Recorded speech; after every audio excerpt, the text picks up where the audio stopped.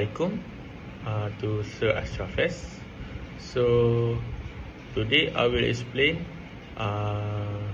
the existing payroll system of a small manufacturing company using a data flow diagram, or we call DFD. First, we look at how employee information is handled. When a worker joins the company or resigns, the human resource officer updates the employee's details. This information is stored in the employee file, which contains important data such as employee ID, job position, and salary rate. Next, we move to the working hours recording process. Every month on the 25th, department supervisors collect employees' punch cards. These punch cards show the total hours worked by each employee. The punch cards are then submitted to the payroll officer. The payroll officer records the working hours and saves this information in the working hours file. After that, the system moves to the salary calculation stage. On the 26th of the month, the payroll officer retrieves data from both the employee file and the working hours file. Using this information, salaries are calculated based on hours worked and pay rates.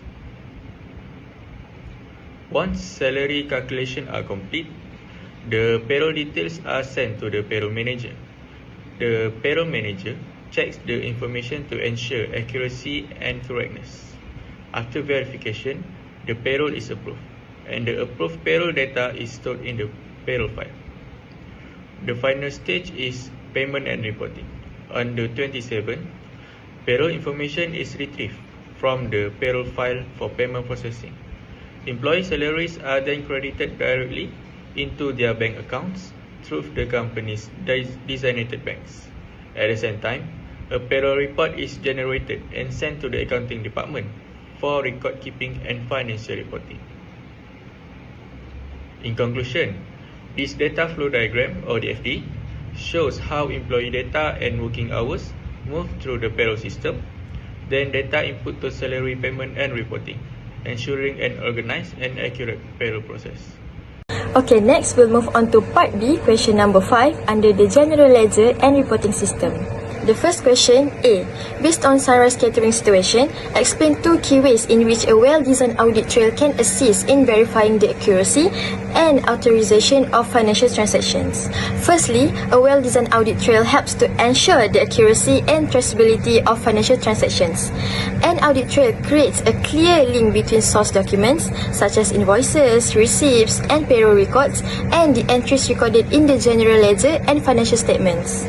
In the case of Sunrise Catering, where payments are recorded by different staff members and documents are sometimes misplaced, the audit trail allows the accountant to trace each transaction from the original document to the final record. This makes it easier to verify that the amounts recorded in the ledger match the invoices issued, identify any discrepancies quickly, and correct errors promptly. As a result, the reliability and accuracy of the company's financial information are significantly improved. Secondly, an audit trail supports proper authorization and accountability. A good audit trail records who prepared, reviewed, and approved each transaction along with the date and time of approval. This is particularly important for Sunrise Catering, where multiple employees handle client payments and payroll expenses. By clearly showing the authorization details, management can ensure that transactions such as payroll payments, explained claims, and client receipts are properly approved and comply with the company policies. This strengthens internal control, reduces the risk of unauthorized transactions or fraud, and also enables Mr. Harun to better monitor financial activities as the business continues to expand. Next, for question 5B, the company experienced fluctuation numbers of events each month which affect labor and supply costs. Explain how a flexible budget could help Sunrise Catering manage fluctuation events more effectively. So, a flexible budget would be very useful for Sunrise Catering because the number of catering events handled by the company varies from month to month. As the level of business activity changes, costs such as labor and food supplies also change. Therefore, a flexible budget which adjusts according to actual activity level is more appropriate than a fixed budget.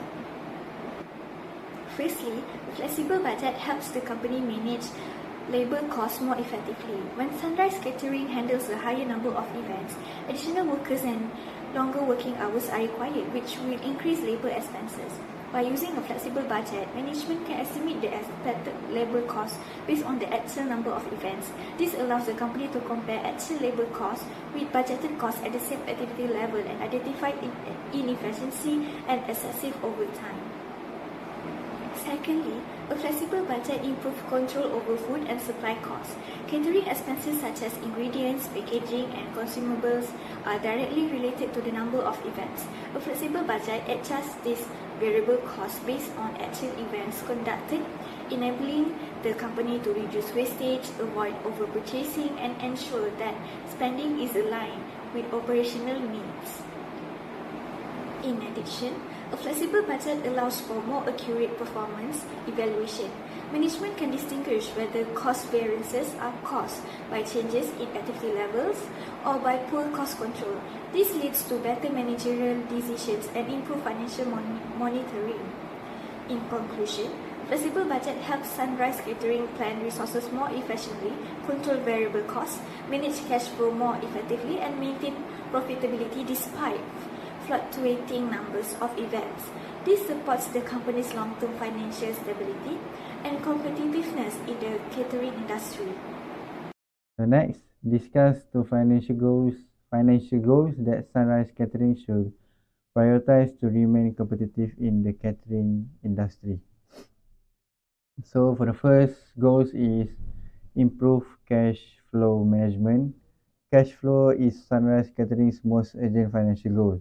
Even though sales are increasing, the company is struggling because too much cash in unpaid receivables.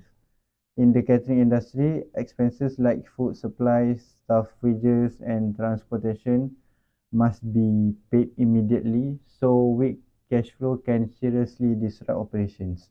Why this goal matters is because to ensure the company can pay suppliers and employees on time.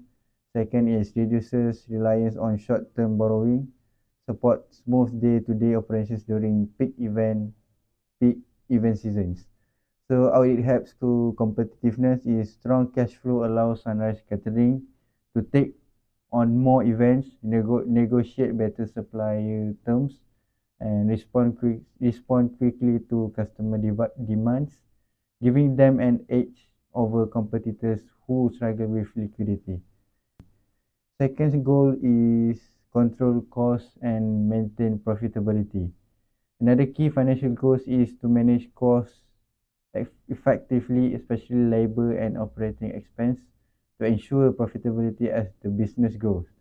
The rising payroll expenses suggest that labor costs may not align with the number of events handled. Without proper cost control, higher sales may not translate into higher profits. Why this goal matters is to help determine whether labor usage is efficient.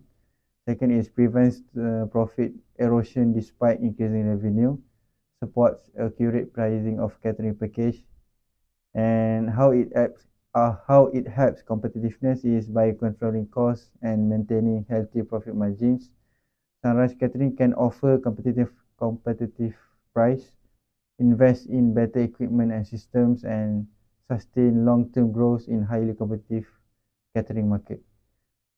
For the conclusion link, both goals is by prioritizing strong cash flow and effective cost control, Sunrise Catering can remain financially stable, profitable, and competitive, ensuring the business not only grows but grows sustainably.